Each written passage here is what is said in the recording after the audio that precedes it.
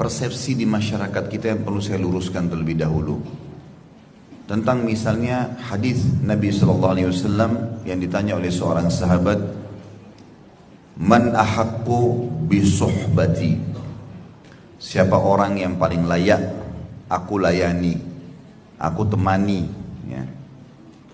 Maka Nabi SAW mengatakan ummuka, ibumu.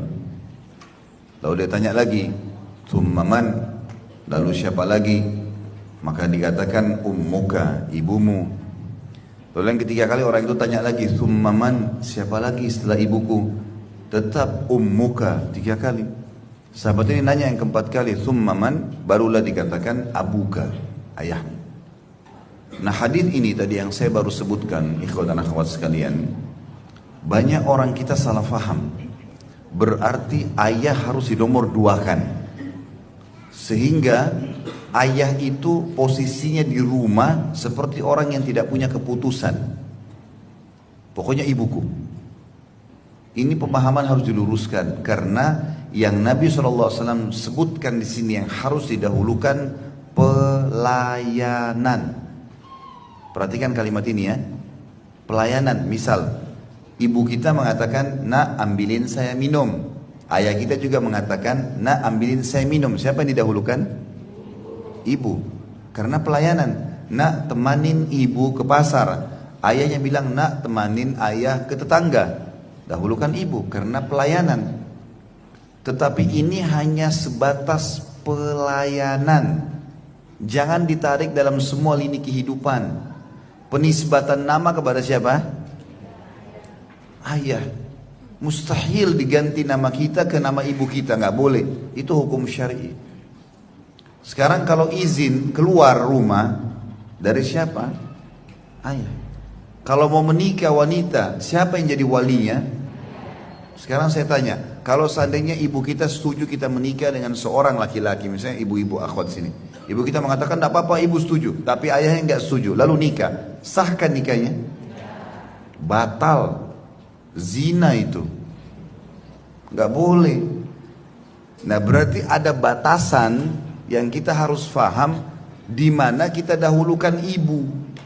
Pelayanan itu penting ya, karena banyak orang ayahnya nggak setuju nikah, lalu si calon anak mantu ini karena dia tahu ini ayahnya nggak mau nih, lalu dia dekatin ibunya, calon mertua perempuannya, dikasihlah hadiah segala macam, lalu dia setuju.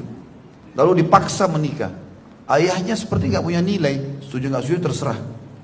Buatlah acara. Percaya lisan saya pasti ribut rumah tangganya. Kacau pasti. Nabi SAW sudah bilang, ayyam mamra'atin ankahat nafsa bighairi idni waliyuha fanikahuha batil batil batil. Perempuan manapun berani menikah tanpa izin walinya, persetujuannya, nikahnya batal batal batal. Artinya zina. Nggak boleh. Jadi tahu batasannya ya. Karena banyak anak-anak durhaka sama ayah gara-gara ini nih. Nggak paham. Kan Rasulullah bilang ibumu, ibumu, ibumu. Ditarik dalam semua lini kehidupan. Padahal nggak ada penisbatan nama pada ibu. Nggak ada izin pernikahan pada ibu. Ibu-ibu di sini tolong, poin penting.